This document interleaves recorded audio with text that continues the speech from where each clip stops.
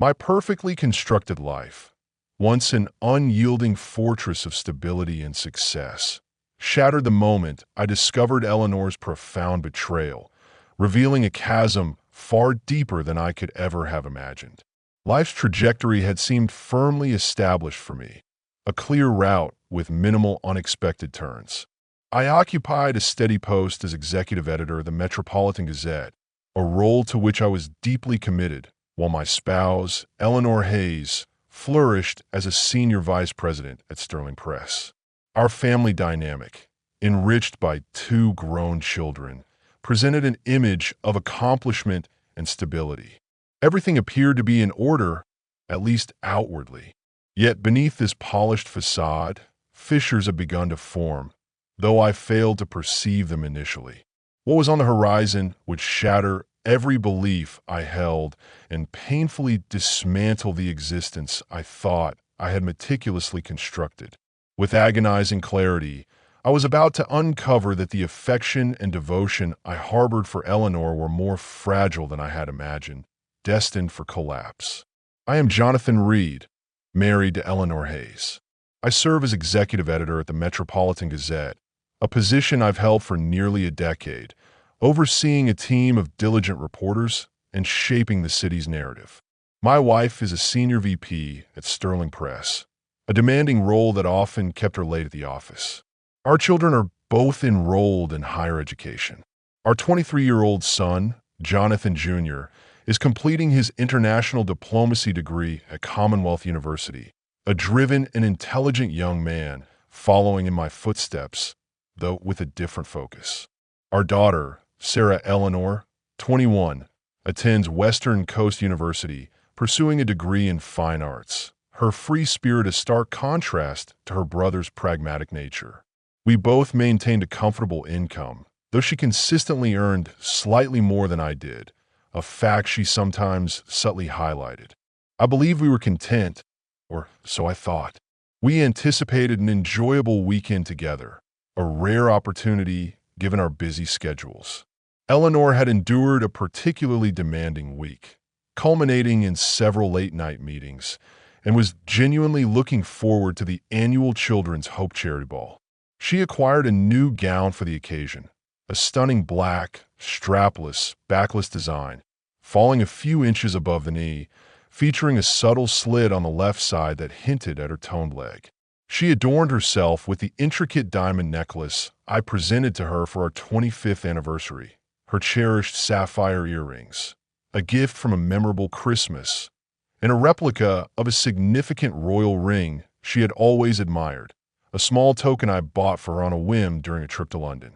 Her blonde hair was elegantly styled in a sophisticated updo, and she appeared breathtaking, radiating a confidence that had always captivated me. I wore my customary Brooks Brothers tuxedo, which required little fuss, its classic lines a comfortable standard. From across the opulent ballroom, filled with the soft murmur of conversations and the gentle clinking of champagne flutes, she stood approximately 12 feet away, leaning against a decorative marble fireplace. She was sipping champagne and laughing with the uninhibited joy of a university student on spring break. That particular aspect didn't bother me. It was one of the things I loved about her, her spontaneous delight. It was the unctuous-looking man engaging her, however, who sparked a cold knot of irritation in my gut. He was a notorious figure in the social circuit. Victor Thorne, a hedge fund manager with a reputation for being aggressively charming and equally predatory. He touched her arm, then her shoulder, his fingers lingering a fraction too long, whispering in her ear with a self-satisfied smirk that grated on my nerves. I saw her head tilt back in a burst of laughter, her hand briefly touching his arm in a familiar gesture. He had just murmured something, and she nodded in agreement, her gaze fixed on him with an intensity that unsettled me. All right, that's enough.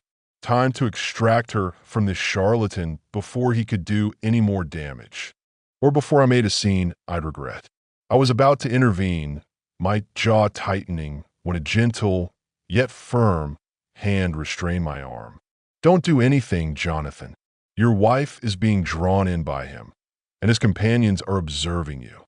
I glance down to see a striking brunette beside me, her eyes a deep, intelligent hazel, framed by dark hair pulled back neatly. She subtly indicated a rugged man about 15 feet away whose attention seemed fixed on me, then gestured toward the ornate terrace doors where another man, broad-shouldered and watchful, observed the gathering with an almost imperceptible nod from Thorn. He intends to lure her out to the terrace and make a move. He'll likely attempt to get too close, touch her inappropriately. That's his usual method. If your wife doesn't respond, he'll move on to someone else. He rarely misses his mark. No offense, she appended, her voice low and steady. I turned back to see my wife still smiling, her hand now resting on Mr. Smooth's forearm as she followed him toward the dimly lit terrace. As they stepped outside, his two associates closed the heavy glass doors and positioned themselves casually nearby, like silent sentinels. A chilling premonition settled over me.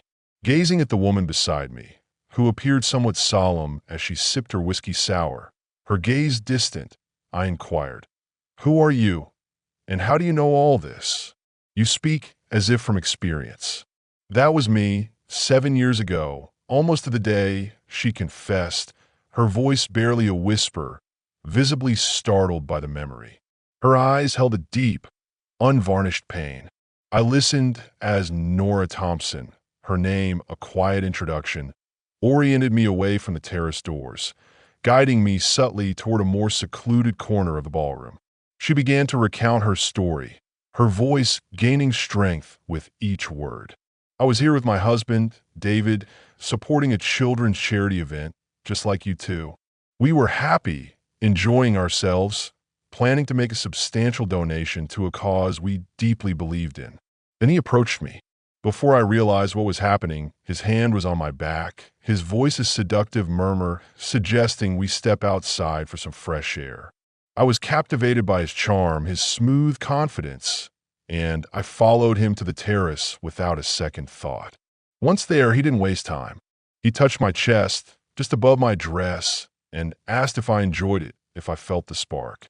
I felt both surprised and inexplicably intrigued, a strange cocktail of apprehension and illicit excitement. He teased me just enough, his words a soft caress, leaving me breathless and dizzy with anticipation. Then his hand slid under my dress, effortlessly into my undergarments.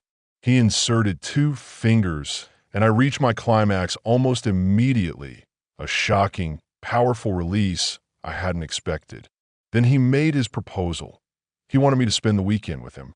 We'd share an intimate experience, a fleeting escape from reality, and then I'd return home. It was supposed to be a one-time affair, never to be repeated, never to be mentioned. A secret between us. Her voice faltered, and she took a deep breath. I walked back inside, my head spinning, and found David. I just told him.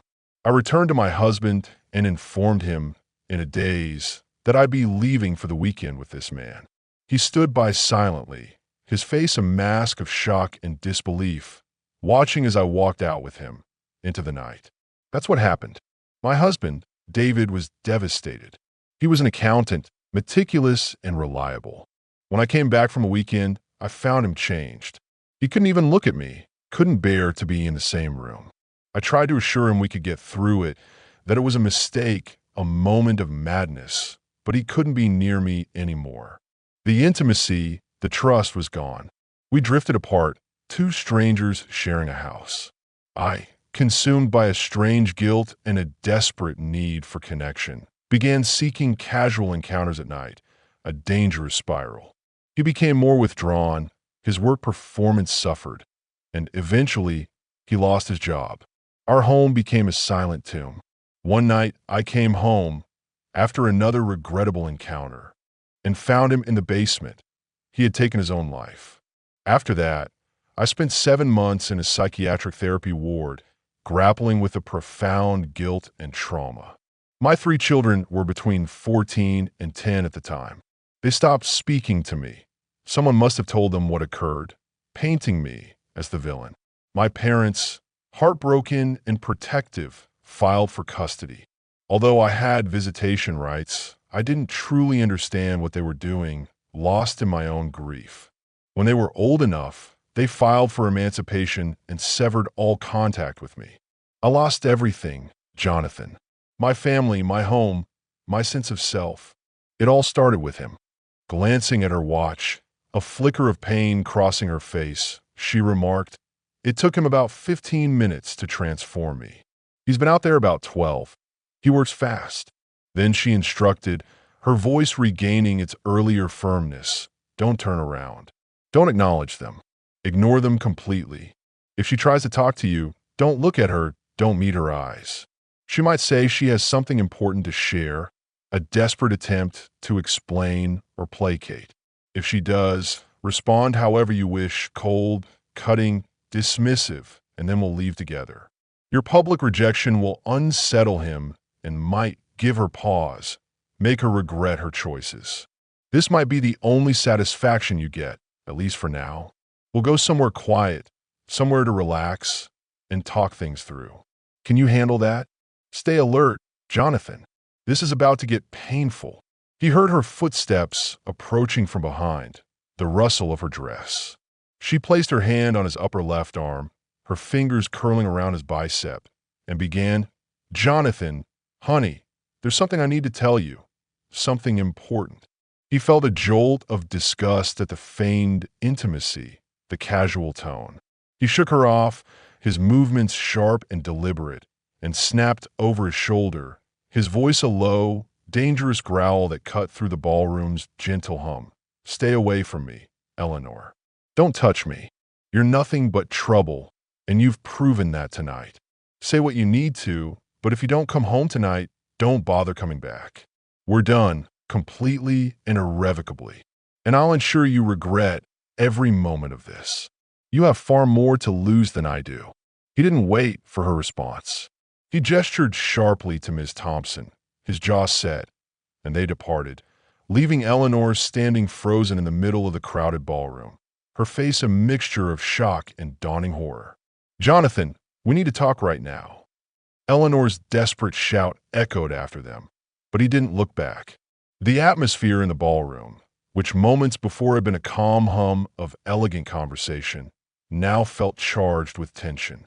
People, sensing the dramatic shift, made way as they moved swiftly toward the exit. The valet attendants, usually bustling, seemed to hesitate, their eyes wide. "How did you get here, Nora?" I inquired, trying to keep my voice even though my hands trembled. "Car service," she replied, her own voice steady, a comforting anchor. "Allow me, ma'am," I offered, taking her arm as we reached the front. My Lincoln, a dark, understated sedan, was pulled up to the curb almost instantly, a young man opening the passenger door with practiced courtesy. She entered, her movements fluid and graceful despite the stress. I tipped him generously, a small act of normalcy in a world suddenly turned upside down, and got on my side, pulling away from the glittering facade of the ball. "I know a quiet place where we can converse, somewhere discreet and comfortable, if that suits you." "Perfect, Jonathan," Nora replied, a hint of weariness in her voice. "I could certainly use a strong drink."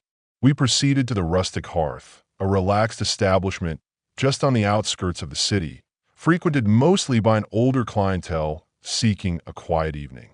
It was dimly lit, with rich wood paneling and a crackling stone fireplace, offering a sense of seclusion.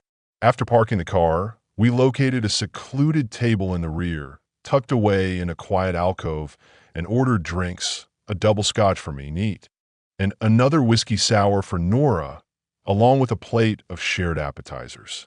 She concluded her narrative, recounting the devastating aftermath of her husband's suicide and the slow, painful estrangement from her children. She spoke of the struggles of rebuilding her life, how her career as a college professor had suffered a significant setback when the news of her past, twisted and sensationalized, came to light, forcing her to resign. I, in turn, shared more details about Eleanor and myself, the meticulous construction of a life that now felt like a house of cards. I mentioned my position as executive editor at the Metropolitan Gazette and spoke of my background. 6 years in the Air Force in special operations, a period that instilled in me a disciplined resilience and an uncanny ability to gather information, followed by nearly 2 decades as a reporter and journalist, honing my investigative skills. I also spoke of our 2 children, Jonathan Jr. and Sarah Eleanor, both away at college, their lives still blissfully untouched by the storm brewing in ours. So, Jonathan, what's your strategy? Nora asked, her gaze piercing, unwavering. Strategy? Nora, I can't even comprehend my feelings right now, let alone what actions to take. I feel gutted, like someone ripped my heart out and stomped on it. If she's not home when I return, if she makes the choice to stay with him, then yes, it's time for drastic measures.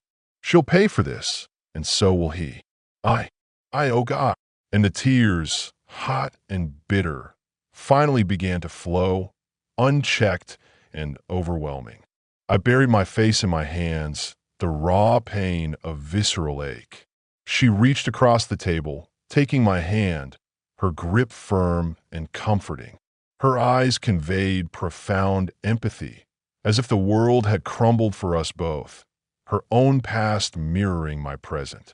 I looked at her, truly seeing her for the first time, realizing that if I wished, I could find solace here, a temporary balm for my wounded soul. But I couldn't. If there was any sliver of hope, however faint, of reconciliation, I couldn't act on it. My integrity, what little remained after this blow, wouldn't allow it. Look, Nora, I'm sorry, but rebound intimacy isn't my style, not tonight. I need to go home and confront this, face the wreckage head on. Please share your contact details so we can keep in touch, perhaps discuss this further when I'm clear-headed. And I'll need that man's name, Victor Thorne, to begin orchestrating his downfall.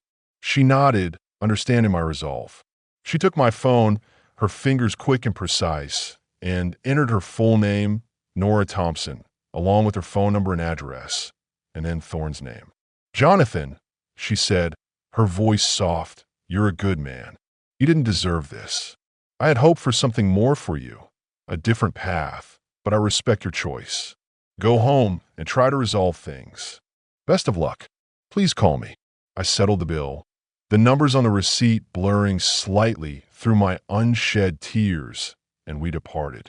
I dropped her off at her charming townhouse, its lights offering a welcoming glow in the dark night. She went inside, a silent farewell. I drove home, the short journey feeling impossibly long, my mind racing with a whirlwind of emotions. Upon entering the house, the silence was deafening, the emptiness palpable. Eleanor wasn't there. All right, she's made her decision. The cold reality settled over me with a chilling finality. It was 12:39 a.m. I retrieved my cell phone and dialed my closest friend, Mark Miller. He was also my attorney, a sharp legal mind with an unwavering moral compass. We had served together in the Air Force. His pragmatic wit always a counterpoint to my more adventurous spirit, and often quipped about how he pursued law while I secured a respectable job as an editor. A groggy voice answered, "Hello, Jonathan, what's going on?" "Mike, it's almost 1 o'clock in the morning. Are you all right?" "No, Mark, it's not all right. It's far from all right. I need you here tomorrow at 10 a.m., ready to shift into lawyer mode, and perhaps even better, best friend mode. Bring Penelope. I'm filing for divorce." Now, I had his undivided attention. I overheard his wife, Clara, in the background, stirring. "Mike, what's happening? Is everything okay?" Mark mumbled something reassuring to her. Then his voice returned, sharper, more focused. "You went to that event, right? Eleanor met Victor Thorne, didn't she? Oh man, you had no idea. This is worse than I thought. Just make sure you're here. Mark, okay?" His sigh was audible. "For you, Jonathan. No problem. I'll be there. And I'll bring Penelope." I began compiling a list, a methodical process that brought a strange calm to the chaos in my mind. First, I located a bonded locksmith online, known for discretion and quick service, and noted his contact information. Then I went online and found a site that buys luxury cars for cash if the title is clear, offering surprisingly competitive rates. I had purchased Eleanor a top-of-the-line luxury vehicle, a sleek European sedan, for our 24th anniversary, a gift chosen with care and love, and it was still registered solely in my name, a small detail that now felt incredibly significant. I recorded their contact details. Next, I went into our master closet and packed 2 small overnight bags with essentials, fresh undergarments, a few changes of clothes, and comfortable shoes, enough for a few days away from the inevitable storm. I left them by the front door, a silent preparation for the coming upheaval, and retired for the night, though sleep felt impossibly distant. At 7 a.m., I awoke, the first rays of dawn filtering through the curtains. The house was still silent, a tomb of shattered promises. I brewed a strong pot of coffee, the rich aroma filling the quiet kitchen, and checked my computer for updates from newsroom. I noticed that David Price, one of our sharpest investigative reporters, was already online, an early bird like me. I called David directly, explaining I needed a discreet background check. "David, I need you to discreetly gather all information you can on someone named Victor Thorne. I want everything. His public record, business dealings, any past legal issues, and most importantly, any whisperings of his personal life, especially regarding women. This needs to be completely off the books, just for my eyes." "No problem, boss," David replied, his voice betraying no surprise. "I'll get right on it. Consider it done by end of day." Still no sign of my soon-to-be ex-wife. The emptiness was deafening. As it approached 10 o'clock, I felt increasingly despondent, the quiet anticipation gnawing at me. I called the car buyer, explaining I had a luxury vehicle with a clear title and valid state registration for sale, a 2-year-old model in pristine condition. He inquired about the make and model, and I gave him the details of the nearly new European sedan. "A 2-year-old luxury car, huh? And you're just selling it for cash? How about $2,000? He sounded surprised, almost suspicious, the price a fraction of its market value. "It's not stolen," I assured him, my voice flat, "but you need to pick it up immediately." "What's the address?" After I provided it, he promised he'd be there in 25 minutes, clearly sensing a deal. "Don't sell it to anyone else. I'll be there," he said, practically salivating before hanging up. 10 minutes later, just after I finished with a locksmith who had efficiently and silently changed all the locks and installed new keyless deadbolts on every door, Mark arrived with his sharp paralegal, Penelope. They carried their briefcases, their expressions somber but determined. We went inside, the house still strangely quiet, and I served them coffee and English muffins, a small gesture of hospitality amidst the storm. About 20 minutes later, Alex from the car service, a burly man with a surprisingly gentle demeanor, appeared. I showed him the luxury vehicle, the registration, and the title. He asked if there was anything wrong with it, checking for hidden damage. "No, it's in good shape. Runs perfectly. I just don't need it anymore." "Divorce," I explained, the word feeling foreign on my tongue. "Glad you're not divorcing me," he joked, a nervous laugh escaping him. They had a flatbed tow truck ready, gleaming in the morning sun, so I signed all the paperwork. And Alex paid me in crisp $100 bills before taking the car. I shook his hand, and he wished me luck, a genuine note of sympathy in his eyes. Still no sign of my unfaithful wife. Back inside, my legal team was already hard at work in the dining room, their laptops open, papers spread across the polished table. The divorce papers, concise and unyielding, were prepared with grim efficiency. They had also drafted a temporary restraining order designed to keep Eleanor away from the property and initiated a suit for alienation of affection against Victor Thorne, a legal maneuver aimed at both financial and reputational damage. Mark asked about the car, a curious lift of his eyebrow. I explained that I had sold it for a pittance since I no longer required it, the implication clear. "You didn't do anything illegal, Jonathan. A bit sneaky, sure, a rather impressive move under the circumstances, but I like it. Let's get the financial stuff settled online. For the next 45 minutes, we addressed everything with meticulous precision. Banks, joint investment accounts, insurance policies, mobile phones. I would be disconnecting hers, mortgages, and my pensions. By noon, my wife still hadn't returned, and the locksmith had completed changing all the locks and installing keyless deadbolts on every door, rendering her old keys useless. We went to Timberline Grill for lunch, a familiar, comfortable spot. There, we met Mark's wife, Clara, a warm and empathetic woman who had always been a close friend to both Eleanor and me. She gave me a warm embrace, her eyes conveying profound sadness and concern, demonstrating her unwavering support. At the table, Clara observed me intently, her gaze searching, clearly anticipating me to confide, to unpack the burden I carried. Eventually, she broke the silence, asking what she wanted to know, what had truly transpired, and what I intended to do next. All I did was trust my wife, Clara. Implicitly, completely. She blindsided me, a betrayal so deep it feels like a physical wound, and I'm still processing it. Could ever be fixed? Absolutely not. The trust is irrevocably broken. She still hasn't returned, not a call, not a text, and honestly, I'm at a loss. It feels like the only solution might be if she simply vanished entirely, ceased to exist for me. Clara looked at me with understanding, her face etched with sympathy, nodding slowly as she expressed she couldn't fathom why Eleanor would do this, why she would jeopardize everything we had built. After an extensive conversation, filled with both legal strategy and emotional support, we headed back to the house. I returned home around 6 p.m., still alone and with no indication of my wife. The silence of the house was punctuated only by the distant hum of traffic. I retrieved a cold beer from the refrigerator, its chill a stark contrast to the burning anger inside me, and fell asleep in my recliner, exhausted by the day's emotional turmoil.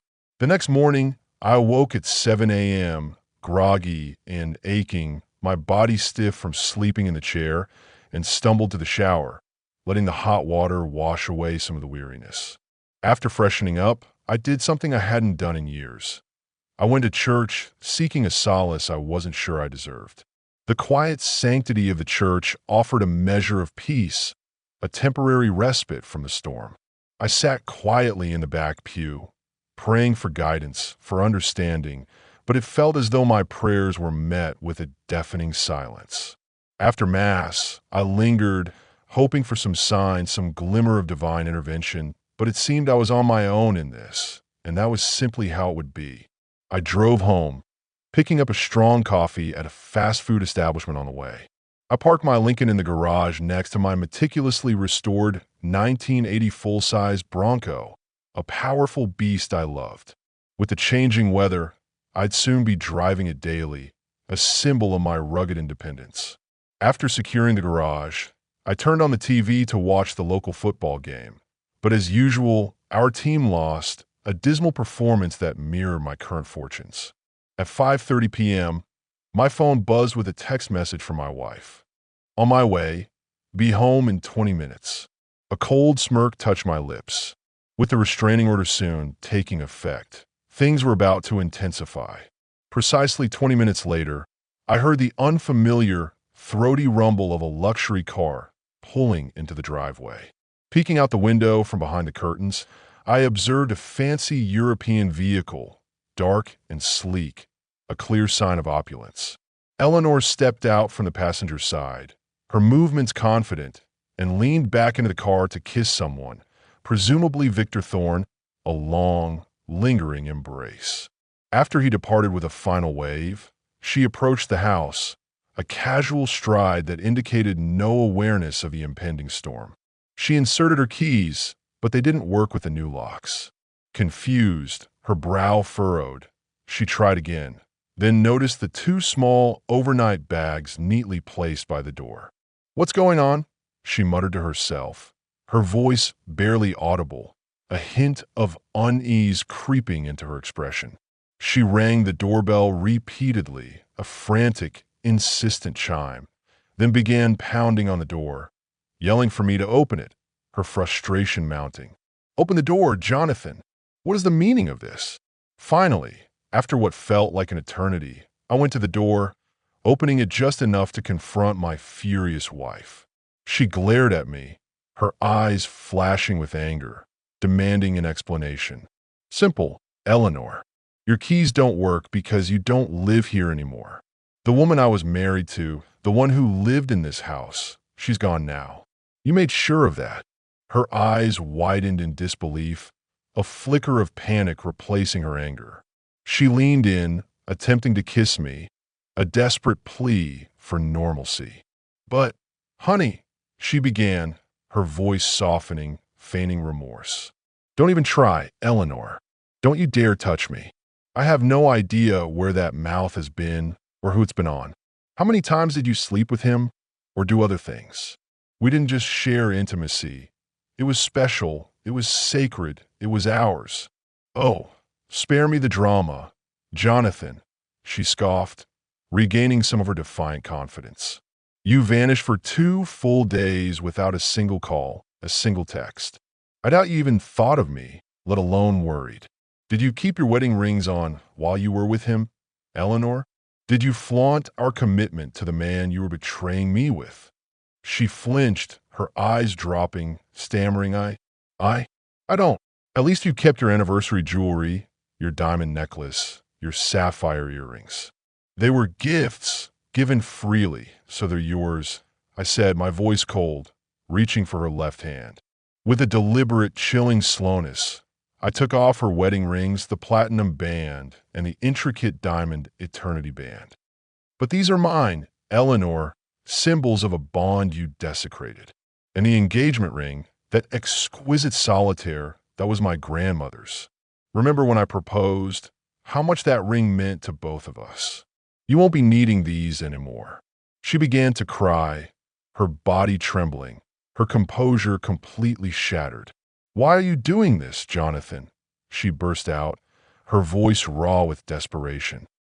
"It was just an experience, a moment of weakness. I had a right to it. You don't own me." She was regaining some confidence, a spark of her old defiance. "You need to swallow your pride, Jonathan. We both need to move on. Let's just put this behind us. You're absolutely right, Eleanor, and I'm doing just that. Moving on. Here, this is for you." I handed her a thick envelope filled with cash. She looked at it confused, then at me. "What's this?" she asked, her voice laced with suspicion. "Money. I sold the luxury car. I didn't need it anymore. Not for a wife who isn't coming home." Her face went slack, as though she'd been slapped, the color draining from her cheeks. "What did you do with my car?" she whispered, her voice a horrified gasp. "It wasn't your car, Eleanor. It was my car. I bought it for you, yes, but it was registered solely in my name, so I sold it. I thought giving you the money would be a fair gesture, a parting gift of sorts. That's all of it. But there's only—" She fumbled with the bills, counting them frantically. $2,000? That car was worth way more than that. "What's going on, Jonathan? This isn't right." "That's all it was worth, Eleanor," I said, my voice flat, devoid of emotion. "Much like our marriage after Friday night. A cheap thrill, a fleeting encounter, and now worthless. I warned you I'd take everything, and you had far more to lose than I did. Your image, your reputation, your home, your standing." The shock was evident on her face, her eyes wide with dawning comprehension, and she started protesting again, her voice rising in hysteria. "How could you be so heartless, Jonathan? I came back to you. I'm here now. Man, I must be lucky," I thought, my gaze falling upon her bare right hand. "Where's the Princess D ring, Eleanor? The one you had to have? The one you insisted was your favorite, that you wore every day? I offered to get a real replica, a better one, but you insisted on that cheap knockoff because it was perfect. I got it to make you happy. Where is it, Eleanor? Where's the ring you said you treasured above all else?" Her face turned ashen, her lips trembling. She stuttered, I I... You wanted a memento from our weekend, she murmured, avoiding my eyes, looking down at the ground in shame.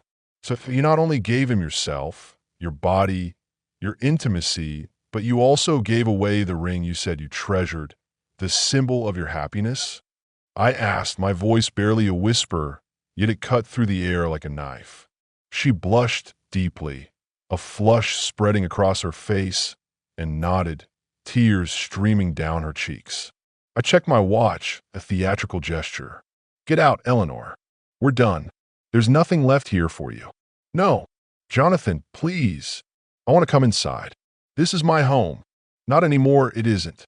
I slammed the heavy oak door shut and bolted it with a satisfying click of the new deadbolt. Leaning against the solid wood, tears finally filled my eyes, hot and stinging, as the full weight of the pain finally set in. She continued ringing the bell frantically, pounding on the door, shouting for me to let her in, her voice escalating into a hysterical scream. I retrieved my phone, my hand surprisingly steady, and dialed 911. 911, what's your emergency? Police, fire, or medical? I have a restraining order against my soon-to-be ex-wife, Eleanor Hayes.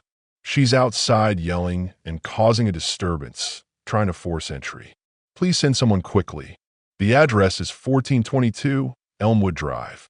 Moments later, I watched through the window as two police cruisers, lights flashing silently, pulled into my driveway. For officers, their uniforms crisp and authoritative, approached my wife, while two came to my door. I handed them the restraining order, a crisp legal document, which they verified with the station dispatch. Then I provided them with her copy, requesting they handle things quietly, discreetly, with as little further drama as possible. Meanwhile, my wife, visibly agitated, received the notice, her eyes scanning the document with disbelief. The officers, calm and professional, worked to calm her down, explaining the legal implications. "Where am I supposed to go?" she shouted, a desperate, pathetic wail. "Go to hell, Eleanor. I couldn't care less where you go." I shouted back, my voice breaking slightly. The officers informed her she had to leave the premises immediately and escorted her and her two small bags to the curb. She pulled out her phone, her hands trembling, and called an Uber, mumbling apologies to the officers. They waited patiently as she instructed the driver to take her to the Grand Summit Hotel.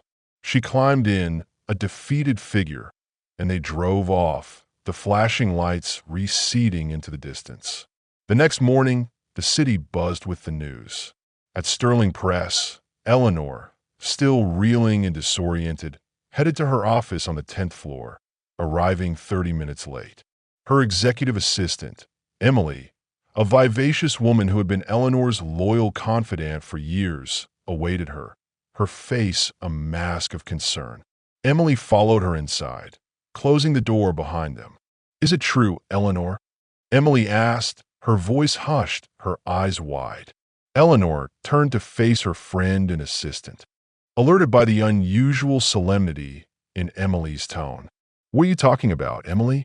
"What's true?" Emily replied, her voice trembling. "Everyone's talking, Eleanor. You and Jonathan. The gala on Friday night. The way you left with that guy, that creep, and left Jonathan there. Oh my God, Eleanor, how could you?" Emily slumped into a visitor's chair, tears welling in her eyes, crying openly. Eleanor was taken aback, staring at her friend, her mind scrambling. "How did you know?" "I haven't told anyone." "Who else knows, Emily?" "Everyone knows, you fool. It's all over the company. It's the talk of the town, and it's not even 11 o'clock yet." Eleanor's face went utterly pale as she sank into her seat, the implications washing over her. Just then, her boss, Veronica Sterling, a formidable woman with a sharp business mind, burst into the office, her eyes darting between Emily's tear-streaked face and Eleanor's ghostly pallor. "Oh my goodness, Eleanor, it's true!" she exclaimed, her voice laced with disbelief and a hint of something else, disappointment. Eleanor was stunned by her boss's reaction. Things were spiraling out of control with terrifying speed. Defensively, Eleanor said, her voice strained, "I think this is being blown way out of proportion, Veronica. It was a private matter." "Oh, really?" Veronica replied with a smirk, crossing her arms. "Do you even know who he is, Eleanor? Victor Thorne? His reputation precedes him. And do you think the whole city, maybe half the Midwest, doesn't already know? Jonathan Reed is executive editor of the Metropolitan Gazette, for crying out loud. He holds significant influence. What did Jonathan tell you, Eleanor?" Eleanor turned even paler, staring at her trembling hands. "He said we're over, claimed he'd ruin me like I ruined him. Who's he think he is? He doesn't control my life. He's your husband, you fool. You're a very powerful husband. What did Jonathan do when you got back on Sunday, or rather, didn't come back until Sunday night?" She glanced down at her desk, sniffing back tears. "He sold my car. Said he didn't need it anymore since he didn't have a wife to drive it." "Oh my goodness!" exclaimed Veronica, her hand flying to her mouth. At that moment, the door flew open again, and Laura Kensington, Vice President of Mortgages and Acquisitions at Commonwealth Bank, stormed in, her face etched with a mixture of anger and concern, followed by Eleanor's secretary, Brenda, looking flustered. "I'm sorry, Mrs. Hayes. She just walked in." "It's all right, Brenda. Come on in, Laura," Eleanor said with a hint of sarcasm, though her voice still trembled. "What on earth have you done, Eleanor? Do you have any idea the mess you've created?" Just then, Veronica's personal phone rang, a discreet buzz. "Hello? Yes, Arthur. I'm with her now." "No, we haven't heard anything from him yet. No direct contact. I'm just getting the details from her." "Yes, dear. I'll let you know as soon as I find out anything concrete. Goodbye, dear." She turned back to Eleanor, her expression grave. "That was my husband. He wants to know if you've heard from Jonathan today." "No, I haven't spoken to him since last night, when he kicked me out and changed the locks," Eleanor replied, her voice barely a whisper.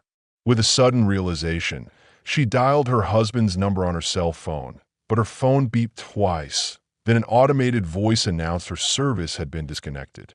She stared at her device as if it were toxic, her face draining of all color. "He cut off my phone," she murmured, a desperate, lost sound. Veronica sighed, running a hand through her perfectly styled hair. "Oh, this is bad, Eleanor. Very bad indeed." Just then, Brenda, Eleanor's secretary, entered again, her eyes wide, saying a young woman was urgently requesting to see her. She said, "It's about your marriage, Mrs. Hayes." A tense silence filled Eleanor's office, thick with foreboding. "Send her in," Eleanor said, a sense of dread settling over her.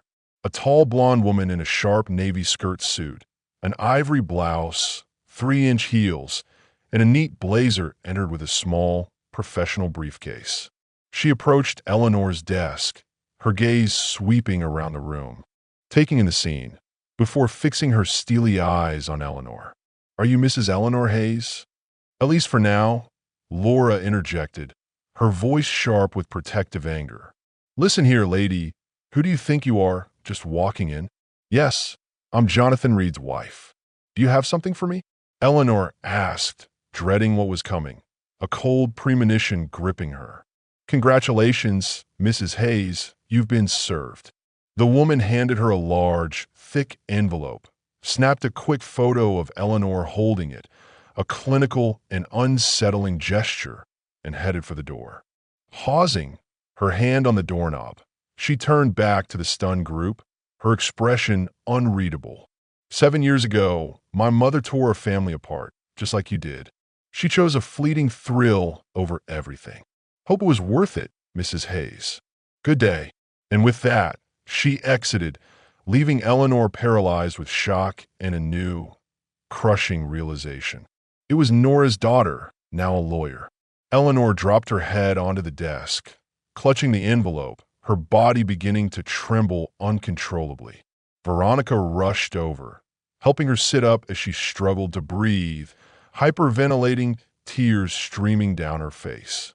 Meanwhile, Laura, ever the pragmatist, dialed a number on her phone, connecting directly to Jonathan's office. Metropolitan Gazette, Mr. Reed's office. How may I assist you? I need to speak with Mr. Reed. It's Mrs. Laura Kensington from Commonwealth Bank. It's urgent. May I ask what this is regarding, ma'am? Mr. Reed has given specific instructions regarding calls. It's about his wife. It's a personal matter. I'm sorry, ma'am. He's not accepting calls from his wife. He said to tell her to just put him on the phone if she calls. One moment, please. Soon, Jonathan's voice, calm and detached, came through the speaker. Well, Laura, the whole crowd's gathered around Eleanor, is it? Let me guess, Emily and Veronica are there too, along with the Queen of Fidelity? What do you need, Laura? Jonathan, this is extreme. She's in pieces, utterly devastated, and you're not helping her by doing this. What's your plan here? What do you want?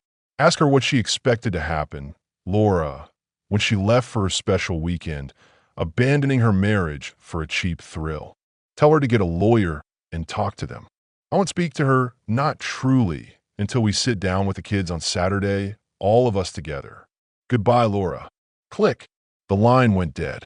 Oh no, Veronica whispered, her face pale.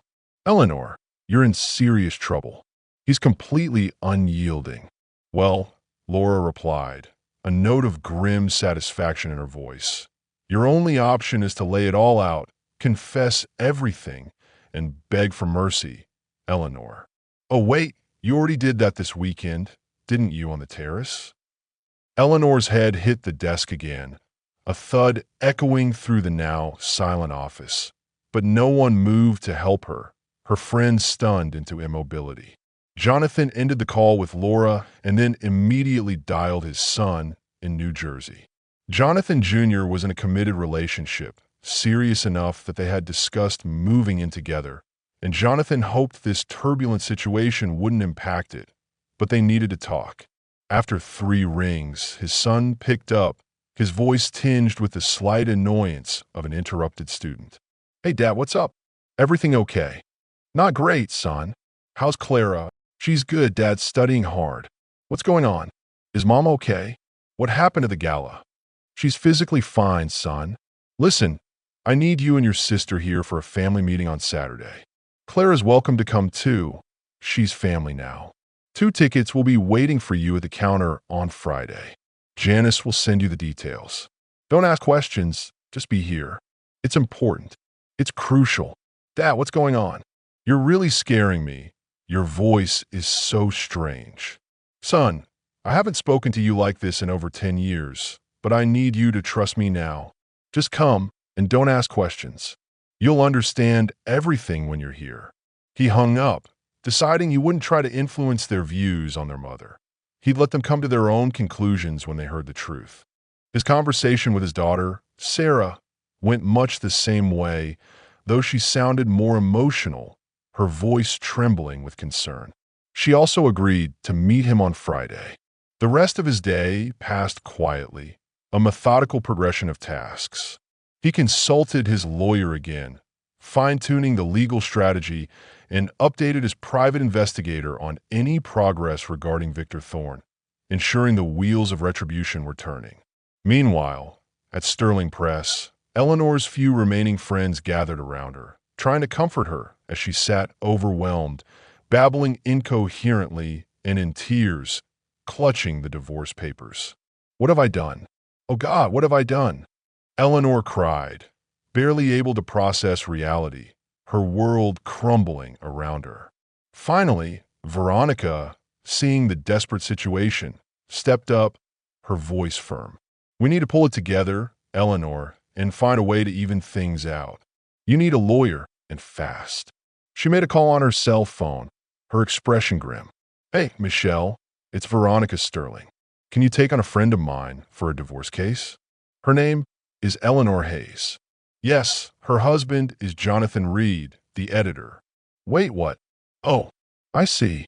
Thanks anyway, Michelle. Appreciate your honesty. What was that about, Veronica? Laura asked, her brow furrowed. She's already being seen as toxic, Eleanor. That was Michelle Rodriguez.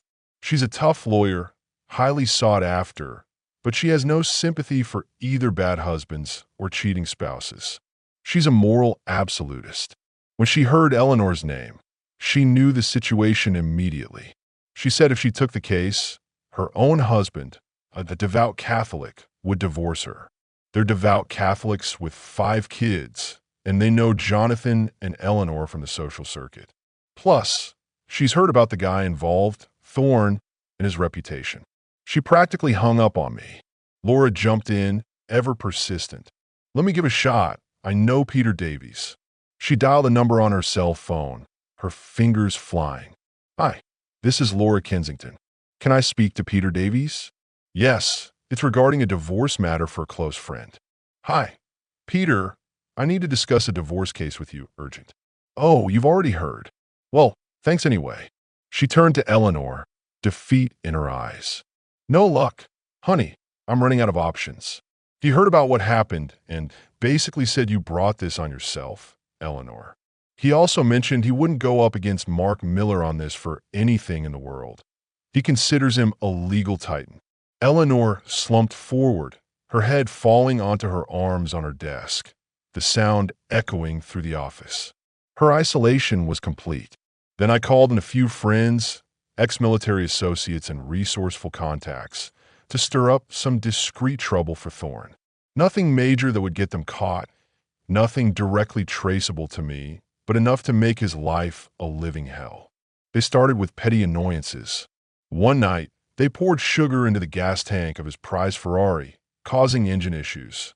Another, they tossed paint balloons filled with noxious, lingering paint onto his pristine car, leaving grotesque, colorful splatters.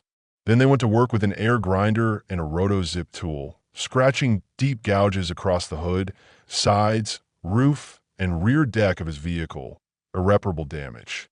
Finally, they deflated the tires and slashed the sidewalls, leaving those expensive Michelins totally wrecked, a twisted mess of rubber. This back-and-forth retaliation was going to continue for a while, a slow, methodical grind, and I didn't mind the expense. It was an investment in my peace of mind. It took her some time, but Eleanor finally found a feminist lawyer, a younger, ambitious woman willing to take her case, seeing it as a stand against patriarchal oppression. Everything was leading up to the family meeting, the one time I had agreed to be in the same room as Eleanor and our children. Friday in the city was cold, a biting wind whipping through the streets, nearly as chilly as things were at home. The children flew in from both coasts, looking tired but concerned. My son, Jonathan Jr., brought his soon-to-be fiancée, Clara Jenkins, along, a surprise for me. I hope he was making the right decision, as this meeting was bound to be emotional, raw, and potentially devastating. Their mom was still at the Grand Summit Hotel, and they didn't quite understand why. I told them they'd get the chance to speak with her the next day, to hear her side. They asked where she was staying. She's at the Grand Summit Hotel. If you want to see her, talk to her, you can try there. I've tried, Dad. Her cell phone isn't working anymore. Why is that? My son asked, a perplexed frown on his face. It's been disconnected, Jonathan. Call her work or leave a message at the front desk there. Strange. She hasn't called you herself, isn't it, Dad? My daughter, Sarah, looked over at my son and his fiancée, her eyes wide with unasked questions, asking, "What's going on, Dad? Why is Mom at a hotel?" Your mom has some things to explain, kids. Things I can't discuss with you. You'll have to talk to her yourselves. You'll understand more if she tells you. It's her story to tell first. They tried to reach her again, but couldn't even get through to her secretary, the phone just ringing out. They set up a meeting for Saturday morning at 10 a.m. I took the kids out for dinner at a quiet Italian restaurant, and though it was a little awkward, with the unspoken tension hanging heavy, we had a pleasant time, catching up on their college lives. Saturday morning dawned clear and cold, typical for the city this time of year. At 10 a.m., the children sat in our living room, sipping coffee, waiting for their mom to arrive. She showed up precisely on time, with the Honorable Beverly Adams, her new, formidable feminist lawyer, in tow. Ms. Adams, a woman known for her aggressive tactics, strode in with an air of absolute authority. Really, Eleanor? Bringing your lawyer here in front of the kids? This is a family meeting, not a deposition, I said, my voice barely concealing my irritation. My client doesn't want her character attacked in front of her children, Mr. Reed. Your call. We can proceed with decorum or not. We moved into the living room, a formal space now charged with unspoken conflict, where the kids rushed over to their mom, their faces etched with questions desperate for answers. No questions for my client, children, Ms. Adams announced, her voice sharp and unyielding, cutting off their pleas. What? Who is this, Mom? Asked my daughter, Sarah, her voice filled with confusion and frustration. I'm Ms. Eleanor Hayes's attorney, young lady. Your father is filing for divorce from her. The game was up. I just sat back, a quiet, almost imperceptible smile touching my lips, saying nothing. Mark had advised me to either tell the unvarnished truth or say nothing at all in this volatile situation. Looking back, it was wise advice. My son, Jonathan Jr., was the first to speak, his voice tight with suppressed anger. What's going on, Mom? Why is Dad divorcing you? Please direct all questions to me, young man, the lawyer replied, unblinking. Mom, what is happening? Just tell us. Sarah persisted, her voice rising with emotion. You can talk to me, young lady. I'm your mother's spokesperson. I will convey her answers. Mom, is this true? What happened? My daughter persisted, her eyes pleading with Eleanor. Ms. Hayes, don't make me remind you again. Ms. Adams cut in, her voice cold and commanding, stopping Eleanor from speaking. That's when Clara, my son's fiancée, snapped, her patience reaching its breaking point. Shut up, lady. You're making this worse. Needless to say, Ms. Adams was stunned into silence, her mouth agape. And who are you, young woman? She demanded, regaining her composure. I'm Miss Clara Jenkins, Mr. Jonathan Reed Jr.'s fiancée. That makes me family, more so than I can say for you, Ms. Adams. And I think Eleanor needs to speak for herself. Now things were getting interesting. Apparently, Jonathan Jr.'s mom didn't know about the engagement, and honestly, even I hadn't realized just how serious it was until I saw the exquisite diamond glinting on Clara's left hand. I smiled, a genuine, warm smile, got up, and hugged my soon-to-be daughter-in-law tightly, then turned to my son, embraced him, and shook his hand firmly. Congrats, son. That's wonderful news. He grinned back, a flush of pride on his face, saying, Watch it, old man. You know she's taken now. Meanwhile, his mom looked utterly stunned, her jaw slack. Oh, my baby, my little Jonathan, you're engaged? Eleanor exclaimed, finally speaking directly to her son. Sorry, Mom, but you'll need to talk through your attorney, her child reminded her, echoing the lawyer's own words, a bitter taste of her own medicine. She choked up, a sob catching in her throat, and Ms. Adams, seizing the opportunity, announced, I think we're done here. This is not productive. Getting up to leave, gathering her briefcase. That was the last straw for me. Sit down, Ms. Adams. Right now, this is a family meeting.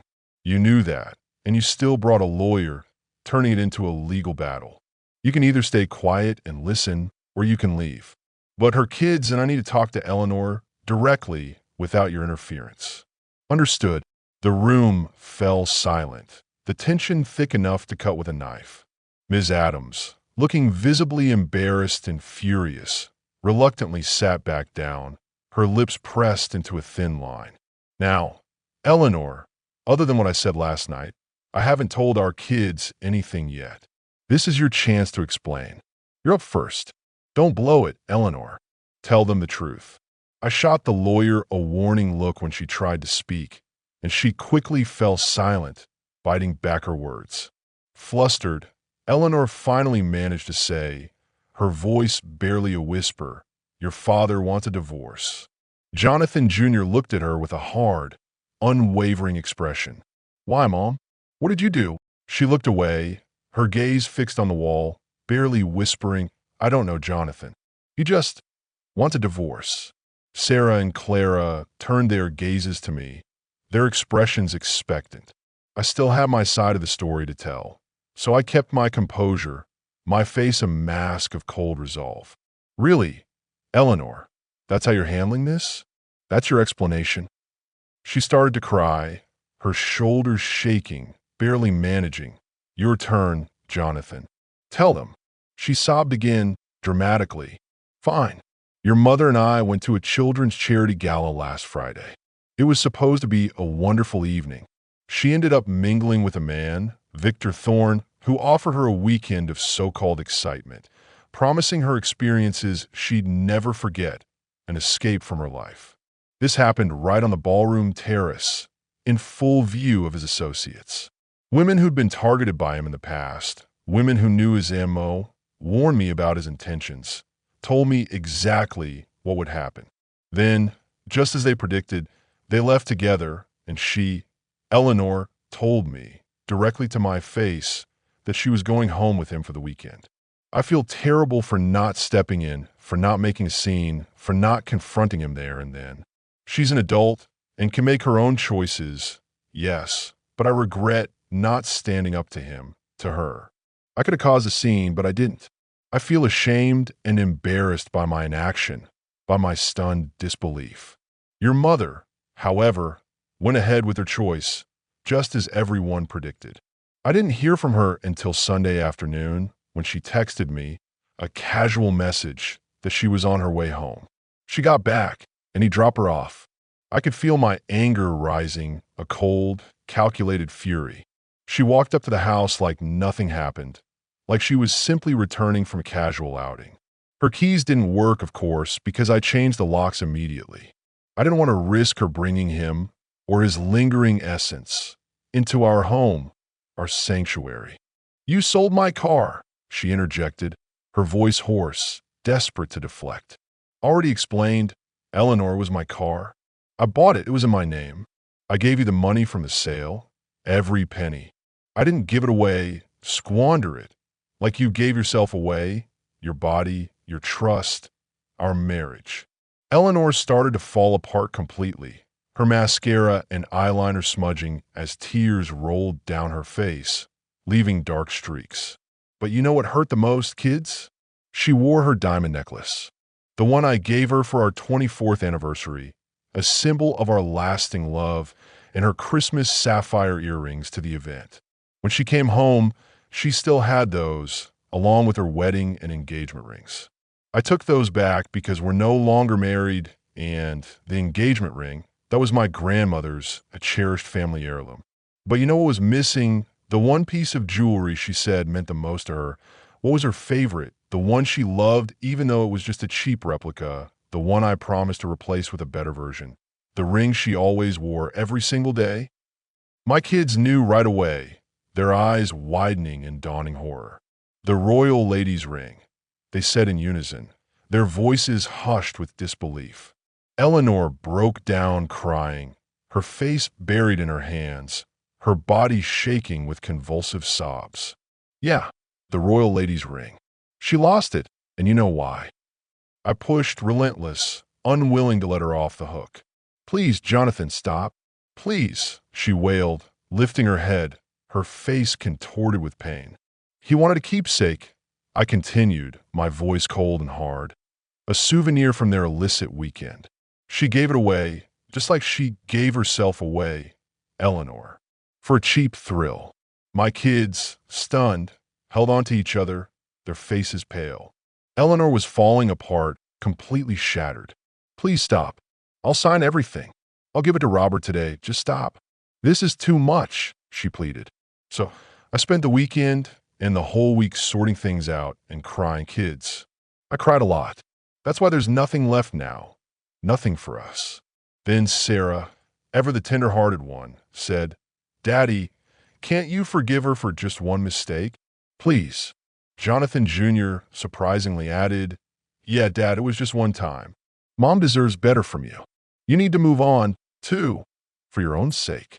I missed the first chance to confront this head-on, feeling unprepared for their initial, almost dismissive reaction. I was shaken.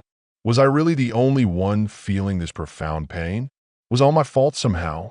Did my kids even understand the depth of what had transpired? Are you even listening to what we're discussing? Do you know what she did? Let's go over it again, slowly.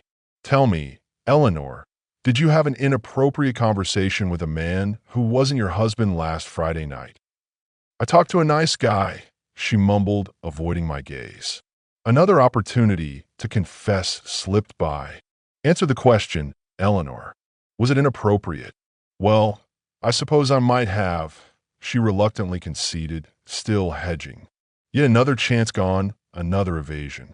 I was still holding up, maintaining my composure, and she couldn't give a direct answer, couldn't admit her transgression. And did he tell you to inform your husband that you were going home with him for the night? Yes, but I'm an adult and, I made my own choices. A close call, almost a direct admission, but I was still steady, unyielding. I see. So, did you sleep with him because I wasn't there to satisfy your needs, Eleanor? I don't know, she whispered, her voice barely audible. So tell us what you did all weekend. Did you play board games? Recite poetry? Write letters to the kids, to me? Did you even think to call your husband, Eleanor, to check in, to say you were safe? Nothing but a. She threw an insult at me, a desperate, childish jab, but I didn't respond, letting it hang in the air. I wanted it, so I did it, she finally admitted, her voice flat, devoid of remorse, a shocking confession. Know this, Eleanor. I'll have you questioned under oath about that weekend. Every sort of detail will come out. Everyone will know, if they don't already. And that woman who served you the papers, the one you dismissed as a mere paralegal, she's actually a lawyer. She volunteered for this because her own family went through something similar, a betrayal just like yours. That's why she became an attorney, to fight for victims of infidelity. Eleanor finally understood the gravity of her situation. She broke down completely, all her confidence gone, replaced by utter despair. Facing me and our 3 kids, her voice a raw, desperate plea, she said, I'll sign everything, Jonathan. I'll sign all the divorce papers today and give them to Robert, Mark's paralegal. Just please stop this. Ms. Adams, her lawyer, intervened again, regaining some of her composure. I don't think that's in your best interest, Mrs. Hayes. You're fired, Beverly. You're completely useless. Send your invoice to my office, and I'll take care of it. Right on target. I felt like I'd hit a home run straight into center field at Pinnacle Stadium, a perfect, satisfying hit. Eleanor, a broken woman, walked to the door, glanced back at me, her eyes red and swollen. Goodbye, Jonathan. Kids, I'll call you tomorrow, and we'll meet up, just us. She left, the door closing softly behind her, sealing her fate. Ms. Adams, stunned and indignant, stayed in the living room, gathering her things. Well, she said to me, her voice dripping with venom, I hope you're happy, Mr. Reed. She's utterly devastated. You've destroyed her. Get out of my house, you witch. I shouted, the raw emotion finally breaking through my carefully constructed facade. The attorney huffed, turned on her heel, and stormed out, slamming the front door behind her. That's when the backlash from my children started, directed squarely at me. Dad, how could you be so harsh to Mom, treating her like that? My daughter said, tears in her eyes. She looked so broken. What's wrong with you, Dad? Are you seriously divorcing Mom over this? It was just one mistake, one weekend, Jonathan Jr. added, his voice laced with anger. I thought to myself, glad I sent both of them to college. Clearly, they learned nothing about fidelity or consequences. Do you think I should just accept this? Is this what you both expect in your own marriages? That infidelity is just a mistake to be easily forgiven.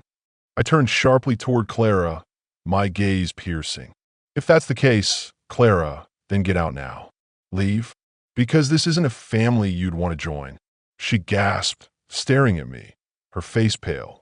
I'd never do anything like that, Dad. It's wrong from every angle. Clara said firmly, her voice clear and strong. Surely, Dad, you're not actually going through with this? "This is Mom," Jonathan Jr. added, still pleading. "Mike, it's decided. The divorce is happening. And if you can't support me on this, if you can't understand what betrayal means, then don't invite me to any future events in your life. Any events. Your wedding, your future children's birthdays, anything." I held his gaze, watching as his own temper, so similar to mine, flared up, then dimmed as he understood the weight of my words. Sarah, though, was still complaining, her voice whiny. "Dad, why were you so mean? Mom was so upset when she left. She's really hurting. You should forgive her and take her back. She's your wife." I was stunned that my kids were taking her side despite everything, unable to grasp the depth of the wound she had inflicted. Finally, Clara spoke up again, her voice calm but resolute. "Dad, this might bother Mike, but you're right. Mom didn't even acknowledge what she did wrong or apologize. Not that it would change things now, but at least some genuine remorse would have been the decent thing, a sign she understood the gravity of her actions." Tension filled the room, a palpable silence. About 2 hours later, feeling the pressure, they called their mom and arranged a visit with her at the hotel. I gave Mike a spare key to the house, a gesture of continued trust despite our disagreement, and reminded him to drive safely. He looked at me, his eyes still troubled, and asked if I wanted to come along to see Eleanor. "Are you kidding me, Mike?" I said, raising my voice, the raw hurt still fresh. Mike stared at me, shaking his head, saying he just didn't understand me anymore. Meanwhile, I doubled down on my efforts against Victor Thorne and my allies, a network of resourceful individuals from my military and journalism past, seemed to be enjoying themselves while handling it. One of their initial moves was to switch his license plate with a random one they found in a junkyard, and then anonymously report his car as stolen, leading to a confusing and inconvenient police stop. I was impressed by how easily they accessed his vehicles, even though he kept both his high-end Ferrari and Cadillac Escalade in a seemingly secure garage. They also tailed him on the Commonwealth Parkway, a busy interstate. Using a clever device that remotely manipulated the car's computer system, they were able to disrupt its electronics by slowly slowing down traffic ahead of him and boxing him into the middle lane with carefully orchestrated driving. They forced his Ferrari into the barrier when he tried to exit, the car suddenly losing power and steering control. It sustained heavy damage, landing him in the hospital for 10 days with a fractured leg and ribs. As a direct result, his insurance premium skyrocketed, and he lost his original coverage, forcing him into a high-risk pool. The guy was going through the worst luck possible, and whenever the police got involved, they didn't seem too keen to investigate further. They knew his reputation, his history of preying on women, and turned a blind eye to his troubles, often dismissing his complaints as a jilted lover's revenge or a drunk driver's error. Most of them likely assumed some angry husband was getting his justifiable revenge. Thank goodness for the police's selective blindness. That evening, Mark called to let me know that Eleanor had delivered the signed legal documents herself to his office, a clear sign of her surrender. He had a favorable judge lined up for the divorce proceedings. His son had been a victim of the same guy, Victor Thorne, 3 years ago, a devastating experience, and the judge had assured us he would fast-track both the divorce and the alienation of affection lawsuit against Thorne. As for the adultery claim, it was uncertain how far we could take it in court, but it was worth trying just for the public record. After the initial confrontation at the house, the kids became distant, their calls infrequent, with only Clara showing any unwavering support for my decision, a true rock. About a week later, they returned to school, and the divorce process moved forward with remarkable speed, a legal machine grinding to its conclusion. When the final decree came through, officially ending my marriage, I felt a strange wave of relief, a heavy burden finally lifted, just in time for the annual Cancer Society Charity Ball, another prominent social event. I knew Victor Thorne would be there, a creature of habit, and I was itching for some well-deserved payback. At a quiet coffee shop, one of my friends from my intelligence network pitched an idea for Thorn so clever, so deliciously devious, that I had to see it myself. I called Nora to ask if she'd be attending the ball. She mentioned she'd been invited, but hadn't decided, still hesitant to re-enter that world. I suggested she come. It would be worth it to witness some entertainment I had in mind, a moment of public humiliation for Thorn. We arrived at the event in a sleek black town car and mingled, Nora looking radiant in a dark blue gown. We soon noticed Eleanor with her friends, Veronica and Laura, a small, somber group. She was trying to engage with Victor Thorn, a desperate attempt to regain some social standing. But he, ever the predator, was fixated on a petite blonde in a shimmering green dress. Meanwhile, his two associates, his loyal henchmen, were keeping her husband, a quiet, unassuming man, occupied near the bar while Thorn made his predatory move on her. He led her into a private, dimly lit room, a VIP lounge, and shut the door behind them. I approached the husband, who looked increasingly panicked, his eyes darting toward the closed door. I offered to help him, my voice low and calm, if he'd trust me and follow my lead. He looked confused and distressed, so Nora stepped in, her voice gentle, explaining the situation to him, how Thorn operated, how he preyed on vulnerability. I warned him that making a scene now could get him hurt, or worse, make his wife look like a willing participant. But if he stayed calm, if he played it smart, they'd still leave together, just a bit embarrassed. He looked at Thorn's goons, still lingering menacingly, thought for a moment, and reluctantly agreed. A desperate glint in his eyes. I promised to connect him with people who could assist him in the aftermath, to help him pick up the pieces, and suggested he might be able to embarrass his wife enough to get a long overdue apology. He went along with the plan, his face set with quiet resolve. As Thorn and the woman came out of the private room, the wife leading, a dazed look on her face, we followed them. They stopped to grab their coats while the goons arranged for their Cadillac Escalade to be brought around from the valet. We exited just as they were getting into the back seat, Thorn pulling her close and kissing her deeply, a possessive gesture. After they closed the door, the second goon climbed into the front passenger seat. The husband was tense, his muscles rigid, but I urged him to wait just a moment longer. My friend's plan involved two of his associates who worked in an auto detail shop, conveniently located near Thorn's office. They had given the guy's office a generous discount coupon for an interior cleaning and free car wash. While ostensibly cleaning the car, they had discreetly planted 3 smoke bombs that emitted a highly concentrated, skunk-like smell, each with electronic detonators. As the car's brake lights blinked and it began to pull forward from the curb, it suddenly stopped about 10 feet later, hitting a taxi on the front right side with a sickening crunch.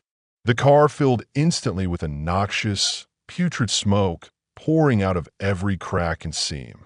The doors swung open, and 4 people stumbled out, coughing and gagging, eyes watering, the horrifying stench clinging to their expensive clothes. The blonde's shimmering green dress, disheveled from their private encounter, had slipped down, and her silk underwear, a shocking crimson, ended up on the pavement for all the society elite to see. The woman's husband rushed to her side, though he was a bit unsteady himself from the overwhelming smell and smoke, his face green. I smirked as the jerk, Victor Thorn, struggled to stand, hobbling on his previously injured leg, still not fully recovered. Just then, the police, already on scene due to the collision, arrived. As the jerk, coughing and disoriented, moved toward his former lover, her husband stepped in, his face contorted in disgust and righteous anger, delivering a swift, powerful punch to his stomach and a brutal kick to his groin. Down Thorn went, collapsing in a heap, writhing in pain and reeking of skunk.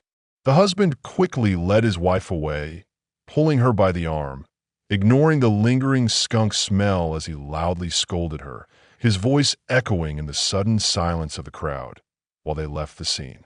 Turning to Nora, a satisfied smile playing on my lips, I said, "Score 1 for the good guys, Nora. The universe has a way of balancing the scales." I had discreetly given the husband my business card with my cell number, telling him to call me the next day. Then I dialed a speed dial number on my phone. Hello. A voice answered, rough but familiar. Great job. The package was delivered, I said. Thanks, boss, he replied, and I ended the call. After giving the husband my card and telling him to reach out if he needed further assistance, Nora and I headed to her townhome, the scent of the evening's entertainment still faintly clinging to our clothes. Things quickly got intense between us, a raw, primal connection forged in shared trauma and mutual understanding. We ended up in her bedroom, shedding the last vestiges of the night's events, exploring a deeper kind of connection, a physical and emotional intimacy that transcended simple lust. Although I hadn't been celibate since my divorce, this felt like a new level of intimacy, a profound communion. In bed, she pushed me down, straddling me, and focused all her fiery energy on me, her hands leaving faint marks on my skin as she passionately nibbled and kissed. She climaxed powerfully, crying out her late husband's name as she did, a raw, guttural cry that shook me to my core.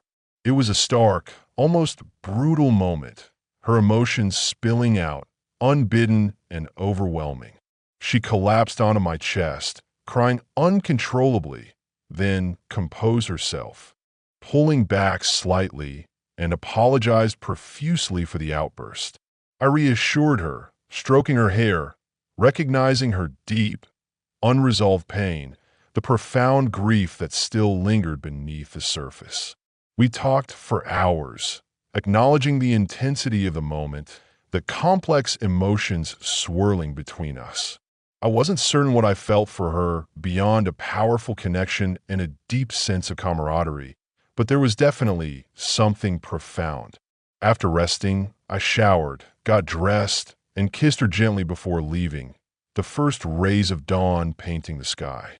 She looked up, her eyes still red-rimmed, and asked if she'd be okay, if we would be okay. I promised to call.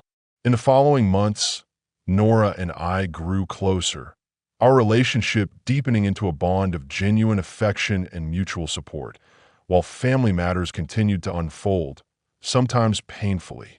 My son, Jonathan Jr., got married to Clara, and despite everything, they invited his mother, Eleanor, expecting me to manage the situation, to be civil. I assured him I would, but in the end, I didn't attend. My presence would only have brought more tension and scrutiny to their special day.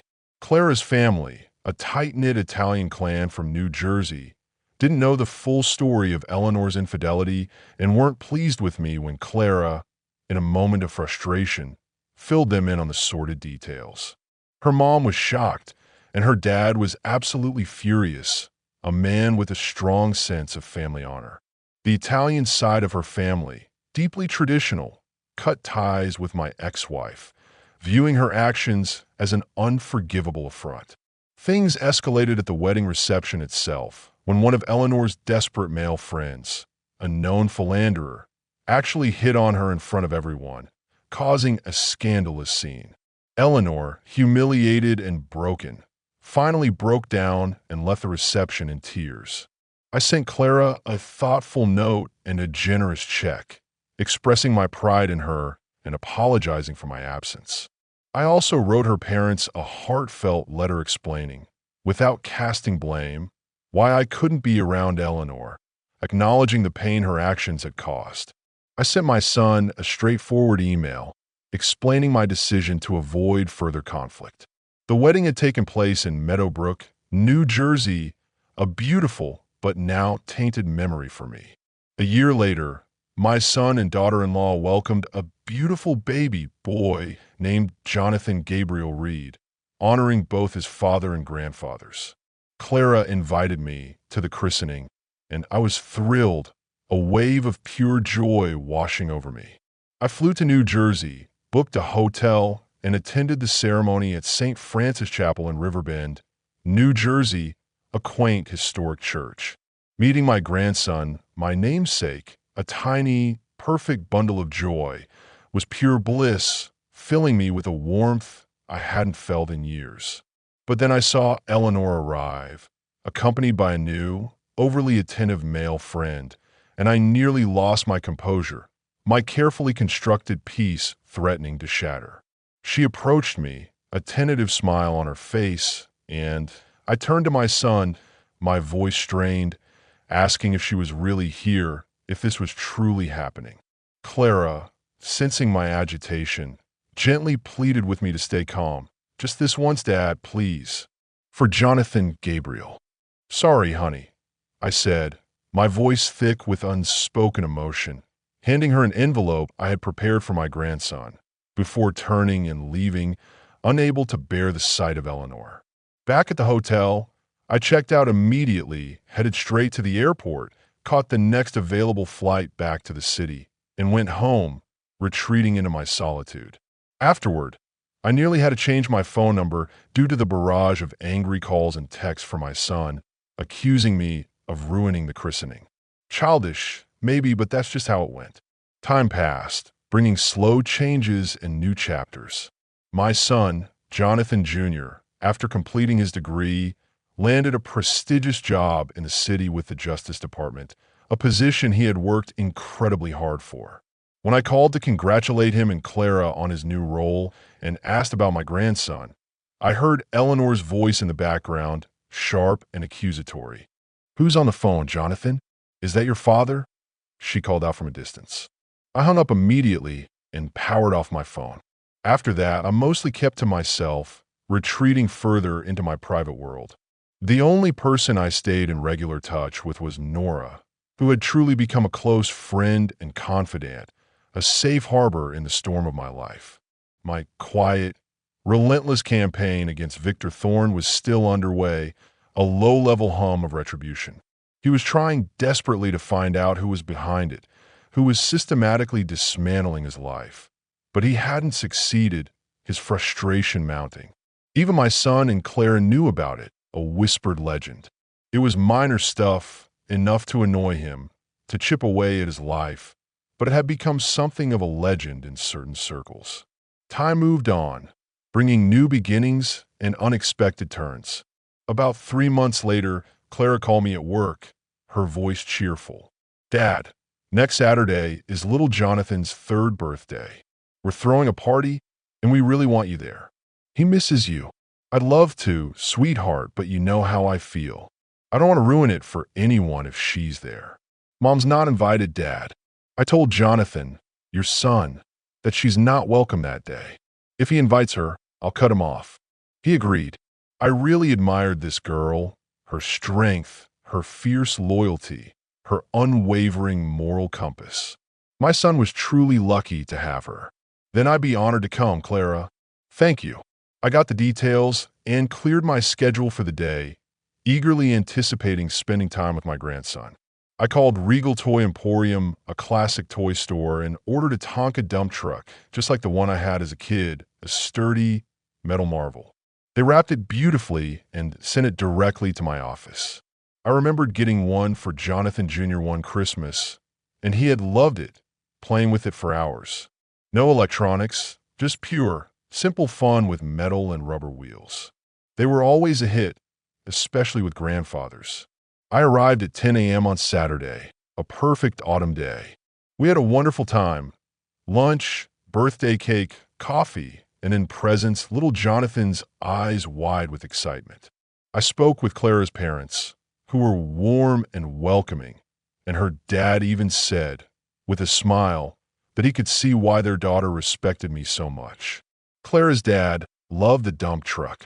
"Remind me of the one I had as a kid." "Great choice, Mike," he said, using my old nickname. I liked him. Little Jonathan played with the truck all over the backyard until he got tired, covered in dirt and joy. His mom and grandma took him in for a nap. Even my son was courteous. He brought me a cold beer and suggested I relax in the backyard. I took his advice and settled into a comfortable lawn chair, feeling genuinely at ease as I sipped my beverage, watching the leaves fall. A shadow fell over me, and I looked up, my peace shattered, to see my ex-wife, Eleanor, holding a glass of what looked like white wine, a forced smile on her face. Hello, Jonathan. Mind if I join you? It's been a long time. I shot her a cold, level look, my jaw tight, but didn't respond, unwilling to acknowledge her presence. She set her large shoulder bag down next to my chair and sat, crossing her ankles in that familiar, alluring pose she once used to charm me. Not this time. My icy glare made her visibly uneasy, her smile faltering. "You're not making this easy, are you?" she asked, a hint of desperation in her voice. "Anyway, Jonathan said you'd be here, and his wife, Clara, made it clear I wasn't invited. He may not be thrilled about it, but he thought it was worth trying to patch things up between us for the kids' sake, for our sake. Jonathan thinks we deserve another chance, that we could rebuild what we lost. I want us to be together again, Jonathan, to wake up side by side, to grow old together in our home. It's been so lonely these past 3.5 years without you. What do you say? Can we give it another shot? Please." I looked her over, taking in every detail.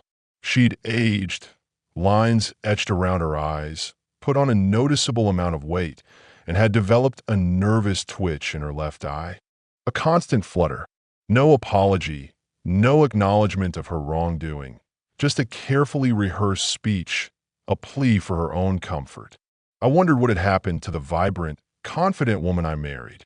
I sighed, finished my beer in one long gulp, the bitter taste a perfect counterpoint to my bitter mood, and stood up, towering over her. "Well," she asked, her voice tight with anticipation. "What's your answer, Jonathan?" "Not just no, Eleanor, but hell no. Never. I've been through hell these past 3.5 years because of you, because of your choices, because of your betrayal. There's nothing left between us to salvage. Maybe it was harsh, maybe it was cruel, but it felt good, cathartic to finally say it." I turned and walked away, not looking back. I headed up to the patio, then slipped through the sliding glass doors into the kitchen, where I ran into my son, who was grinning at me, clearly having witnessed some of the exchange. "So, how'd it go, Dad? Not too rough, right? Did you patch things up?" A firearm discharge rang out from the backyard, sharp and deafening, followed immediately by screams of terror as guests rushed outside. A chaotic scramble. I grabbed my son's arm, my grip tight. "Your mother may be hurt, Mike. Go check on her now." He went pale, his grin vanishing, and hurried outside, disappearing into the panicked crowd. I grabbed a water bottle from the fridge, walked to the living room, and sat alone on the couch, waiting. The police sirens wailed in the distance, growing louder, converging on the house. They arrived quickly, a flurry of uniforms and flashing lights, gathering statement from the distraught guests. A .38 caliber handgun, a small but powerful four-tool, can do serious damage to a human head. I answered their questions calmly, explaining I hadn't spoken to my ex-wife in years beyond legal matters. I consoled my daughter-in-law, Clara, who was in tears, her face buried in her hands, before finally leaving for home, the scene too much to bear. Nora called that evening, having heard the news, her voice filled with concern.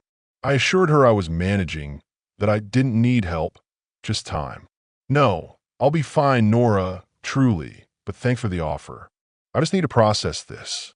On Monday, I called in Gary Reynolds, our top crime photographer at the Metropolitan Gazette, known for his award-winning, often gruesome work.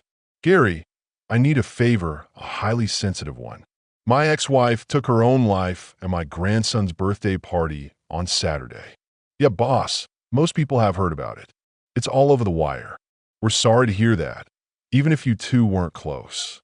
Tragic." "Thanks, Gary, I appreciate it. Listen, do you have contacts on the forensics team?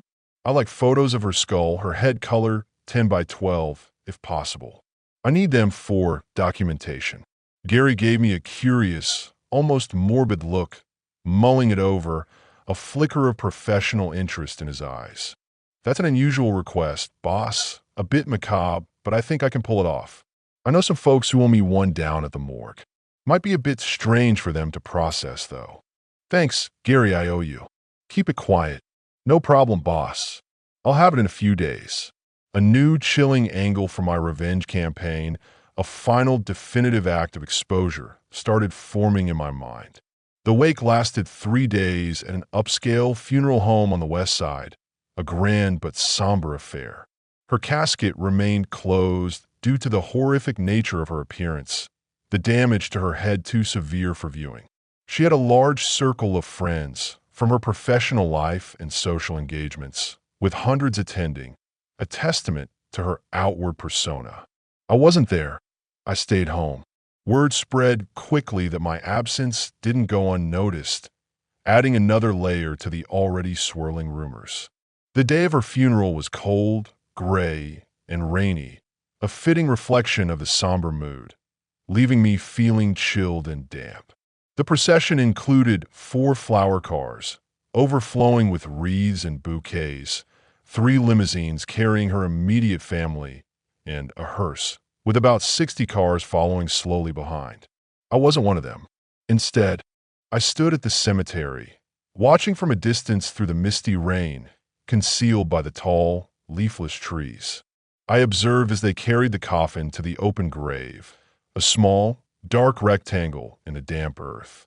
Despite the dreary weather, a large crowd gathered, huddled under umbrellas, and the priest spoke kindly about her, eulogizing her virtues, making me wonder who he was really describing.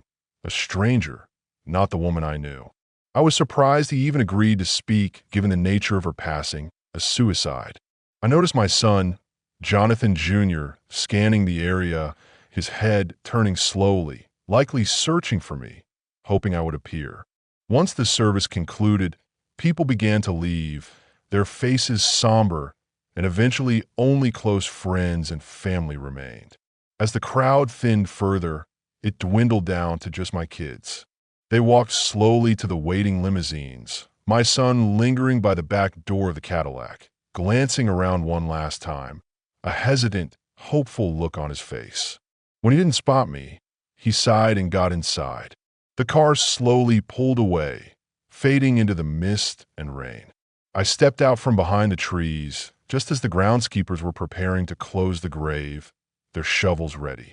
Approaching her coffin, now resting at the bottom of the raw earth, I briefly considered a small, defiant act, a final gesture of anger, but found that all the rage, all the resentment, all the pain had somehow faded. It was just gone, replaced by a weary emptiness. Looking down at the closed coffin, at the woman I once loved, the woman who had caused me so much anguish, I sighed and said my final goodbye, a silent, private farewell. I forgive you, Eleanor, even if you never recognized your wrongs, even if you never apologized. I forgive you. I used to love you, but not anymore. Rest in peace. Arriving at work the next day, a large, official-looking envelope lay on my desk, unmarked but heavy. I hesitated, knowing instinctively what was inside, but eventually gathered the courage to open it. The photos inside weren't pleasant, not at all, but they were undeniably her. The stark reality of what had happened, captured in clinical detail. With the upcoming Children's Society benefit marking the 4th anniversary of everything that had unfolded, the beginning of my unraveling, I called Nora and invited her to go with me. She accepted eagerly, her voice filled with a quiet excitement, and we arranged for me to pick her up around 8 p.m. I then summoned the Society editor, our most cunning investigative reporter, and a sharp photographer to my office for a planning meeting. Once everyone arrived, the door closed, I explained my audacious plan. Next weekend, I want that expose on Victor Thorne published. The full, unvarnished truth. There were nods of agreement, a collective anticipation. Only verified, factual, legally supported accounts backed by depositions and sworn statements from his victims. No speculation, no rumors, just hard, undeniable evidence. We should have enough solid evidence to bring him down completely, to destroy his reputation financially and socially. I want photographers at the event to capture everything that unfolds, every reaction, every incriminating glance, And then after the chaos, we'll interview the organizers to get a precise tally on the proceeds, to expose his negative impact on the charity. Can we make it happen safely and effectively? I don't see any issues, boss. We've got enough dirt on Thorne to bury him, the investigative reporter, David, said with a grim smile. We'll be ready to publish by midnight Friday, with room for any new photos and updates from the event itself. Thank you, everyone, I said, a rare note of satisfaction in my voice. Let's make sure this time justice is served publicly. A week later, I escorted Nora Thompson to the children's charity event, an evening that felt both familiar and strangely alien. After checking our coats, we mingled with friends and associates, observing the glittering crowd. There he was, Victor Thorne, prowling through the crowd like a predator, sleek and dangerous, scanning for his next target, a complacent husband, a naive wife. He soon zeroed in on a pretty brunette with long, flowing hair whose husband had just gone to the bar for drinks. Her champagne glass was nearly empty, a subtle sign of vulnerability. She smiled as Thorne approached his usual confident stride and whispered something in her ear, his head tilted intimately close. Blushing slightly, she leaned closer to him, drawn in by his charm. He brushed her arm, then her shoulder, his fingers lingering, and she shivered, moving in even closer, captivated. I saw one of his henchmen positioning himself near the terrace doors while the other made his way toward her husband, effectively isolating him. Sensing something was amiss, the husband, now carrying 2 fresh drinks, turned and shot Thorne a challenging look, a flicker of suspicion in his eyes. But Thorne just continued his advances, oblivious, emboldened. "Now," I said to Nora, a cold glint in my eye. She nodded, her face resolute. She stepped away and moved closer to the second henchman, her stance casual, waiting for a moment. Thorne whispered to the woman again, a final, seductive invitation, took her arm, and began to lead her toward the terrace, the scene of so many previous conquests. She grinned, appearing to enjoy the attention, the illicit thrill. I stepped smoothly between them, blocking their path, and spoke, my voice calm but carrying, "Excuse me, ma'am, you don't know me, but this man made similar advances toward my wife about 4.5 years ago. She gave in and went with him for the weekend. It destroyed our marriage, ripped my family apart, and ultimately led to this," I said, my voice heavy with a profound sadness, slowly showing her a photo of my wife's bruised, lifeless face, a clinical yet horrifying image. "This is my wife, Eleanor. She took her own life last week, unable to cope with the shame and consequences of her choices that began with him." I placed the photo gently in her trembling hand. She went utterly pale, began to tremble uncontrollably, and dropped her champagne glass, which shattered with a loud crash on the marble floor, causing a stir in the immediate crowd, drawing shocked gasps. "This is your chance, ma'am, to avoid the same mistake, the same tragic path." I discreetly signaled the photographers nearby, their cameras already clicking, as I noticed one of Thorne's henchmen moving aggressively toward me. The shocked woman looked at the horrifying photo in her hand, then slowly turned her gaze to Thorne, her eyes blazing with fury. "You jerk! You despicable, vile man!" she yelled, her voice trembling with rage, slapping him hard across the face, her nails scraping his skin, leaving angry red marks. His bodyguard began to move forward, a menacing step, but Nora intervened, stepping directly in his path. "Excuse me," Nora said calmly, her voice firm, holding him back with a surprising strength. I turned to leave, brushing past Thorne with my right shoulder, a deliberate, dismissive contact. "It's you, you bastard," he snarled, recognizing me, his eyes widening in fury as he reached for my shoulder, his voice a low growl. "Let go of me, Thorne." I growled back, spinning sharply to my left, then pivoting back with all my force to land a solid, bone-crunching punch directly on his nose with my right fist. His nose crumpled inward with a sickening crack, his jaw cracked, and blood gushed, a crimson fountain, as he dropped like a sack of bricks, unconscious. His two henchmen stood frozen, stunned by the sudden, brutal violence, while cameras flashed around them, capturing every moment. Nora took my arm, guiding me, and the shaking brunette's husband hurried to her side, wrapping her in his arms, whisking her away from the scene. "Please take me home now," she said, her voice still trembling with shock and revulsion. Nora and I stepped onto the dance floor, the crowd parting around us as we moved purposefully to the center, the spotlight now on us. Facing the bewildered crowd, my chest heaving slightly, I pointed directly at the unconscious Thorne, sprawled on the floor, surrounded by his gaping henchmen. "You should feel ashamed for what that man got away with," I exclaimed, my voice booming, resonating through the ballroom. "You should all feel ashamed for supporting him by donating here tonight. The charity, the city, and society as a whole need to be accountable for his predatory actions." This weekend, a newspaper article will reveal the facts, the unvarnished truth, and the courageous statements of his victims. Read it and let it sink in. Let it be a lesson to all of you. Nora, sensing I was losing control, pulled me away, her grip firm, and we moved through the stunned crowd toward the exit, leaving chaos in our wake. Back home, in the quiet intimacy of her townhouse, she meticulously iced my sore fist, her touch gentle and caring, and we shared a passionate night together, a cathartic release of tension and emotion. The consequences came quickly and were severe for Thorne. While his actions weren't strictly criminal in this instance, public opinion, fueled by the newspaper expose and the viral images from the gala, was unforgiving. He became a social pariah, with charities rejecting his donations, his name now synonymous with predatory behavior. Contributions to the Children's Gala dropped by 65% the following year, a direct result of his presence.